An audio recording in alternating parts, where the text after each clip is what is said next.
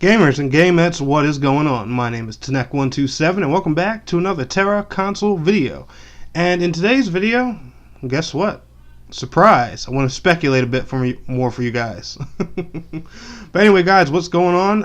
I am back. Sorry for the long hiatus. I did give you guys a little bit of a channel update last week, saying that things were going to be a bit slow just because I had to wipe all my devices and stuff like that. But I think for the most part now I'm pretty much good. Still trying to get a decent amount of footage from games and stuff like that, and I was able to recover some of my old footage. As you guys can see here, the gameplay in the background is actually from my previous character on Tera consoles. So yeah, I was able to recover some of it. So that's a good thing. But anyway, guys, what I wanted to talk about today was content. Just the state of the game in general and all that fun stuff. So I'm not gonna lie. I've been noticing that there's I'm not gonna say everybody, but there's a decent amount of people who are starting to get bored and drift away from Tera. Now, not to brag or anything, but I have a pretty hefty friends list on PlayStation and Xbox. And when Tera first came out, both of these friends lists were filled with tons of people playing nothing but Tera 24/7. Well, that's obviously changed, and I'm going to assume a few reasons for that are as follows. Number one, there have probably been people who have done this leveling grind 1,000 times between the first technical test that came out last year and the 2 betas we had this year, then doing it again for the full launch. Number two, there isn't too much PvE content in the game right now, which to an extent is pretty true. And number three, Tera's endgame grind, the whole feed stock and alkahest 24/7 thing, is a little dull. I'm not gonna lie about that. It's definitely different. I do appreciate the grind in Tera. However, I will definitely take farming feedstock and alkahest 24/7 just to keep rising different tiers of gear over Neverwinter's daily questing system. I'll definitely take this over that. But I'm not gonna lie, farming feedstock and alkahest 24/7 probably isn't the most fun thing to do, especially when like I said, there's not a ton of PvE content in the game right now. But I do want to make you guys aware of a few certain things, and there's a lot of things that we need to sit here and take a look at. There's a boatload of content coming for this game, and one thing you do have to do is you have to give en masse props, and that's another thing I wanted to talk about.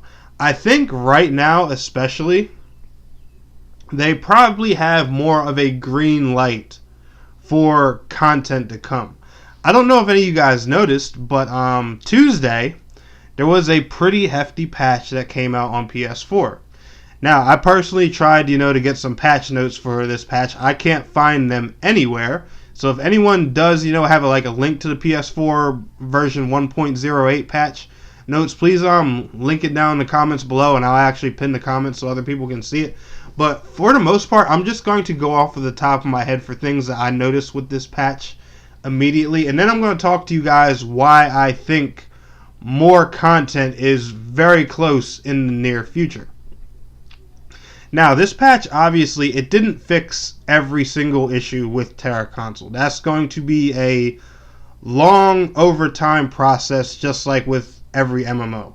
Guys, one thing about MMORPGs, especially console ports that are this big, they take a while to fix, to perfect. Take Skyforge, for example. What it's become today compared to what it was when it launched in March last year. That took a year. So, not to piss anybody off or anything, but guys, buckle up and enjoy the ride, because guess what? You're here for the long run. This is going to take some time. I'm being realistic with you. Now, like I was saying before, the thing I have to give en masse props for is they are actually moving really fast. Prime example, this month alone, I believe this is the 5-6 year anniversary of Tera or something like that, May. They have been releasing new content for the console version pretty much every week. Now, a lot of people and a lot of you guys are concerned, well, where is Valkyrie, Gunner, and Ninja? I don't care what anyone says, and unfortunately, in mass are being very hush-hush about it. But I'm going to give you guys my flat-out answer. Those classes, or at least one of them, are close as hell. And the reason I say that is because they keep giving us all this free extra crap that does nothing but encourage the creation of alternate characters. For example, guys, just last month we had 2 double XP weekends. This month we're going to be having a week of double XP. And also, if you haven't noticed, in the Tera store now, they're also selling level 60 scrolls. Now, what does a level 60 scroll do, you ask? It's going to cost you about $50 in US dollars, of course. About 5,000 EMP. But a level 60 scroll gives you a flat-out level 60 character. Now, why would they start selling a level 60 scroll for a game that's been out a little over a month? Gee, I have no idea, fellers. Let's try and do the math on that one. But seriously, guys, that can only indicate one of two things. Either A, there's tons of more PvE content on the way, or B, the classes are coming. Those are literally the only two things that this can be done for. Think about it. That's like Final Fantasy XIV just releasing a month and a half ago, and they already sell a level 50 booster potion. What's the point of selling any type of booster item on a game that's only been out a little over a month? Has anybody taken the time to just think about that for a few seconds? And even if it is loads of PvE content they're bringing, and as you guys know, there are weapons and armor pieces dropping for those missing classes. Which also means, which I've stated in my previous video when we were talking about the Valkyrie, Ninja, and Gunner, we already know that these classes, probably judging by the build of this game, that the fact that the weapons and stuff are actually in here, the classes were probably meant to be here. Like if you look in the Tera store, if you look at certain items, there'll be items that say this can be used for this, and they also mention Valkyrie, Ninja, and Gunner and stuff like that. The reason I think these classes are not here is because, like I said in the previous video before, there was something wrong with them. They probably affected the game in some negative manner. You guys do have to remember one thing about these 3 classes. They are all DLC classes. None of them are classes that were originally in Tera console. So chances are they're newer on PC. I mean, they're not brand new to PC players, obviously. They've all been out for a while, but they were added content to the PC version. You guys saw the issues they had bringing the base game to console. So when you look at this, what makes you think they wouldn't have any issues bringing the DLC to console as well? As you guys can see, we don't even have the Hero Hold raid yet, as you know, but there is a teleport scroll in game that gives you the option to go to Hero Hold. I don't know if anybody's noticed that. If you go to the teleport merchant in Velica, you can actually buy a Hero Hold teleport scroll. Meaning that the obvious answer is they're just honestly fixing and preparing the content. And in the rapid succession that they've been bringing it, no lie, guys, I personally think these classes and everything, I think they're right around the corner. Now, I'm not going to say, they're coming like in the next few days or anything like that, but I honestly think that,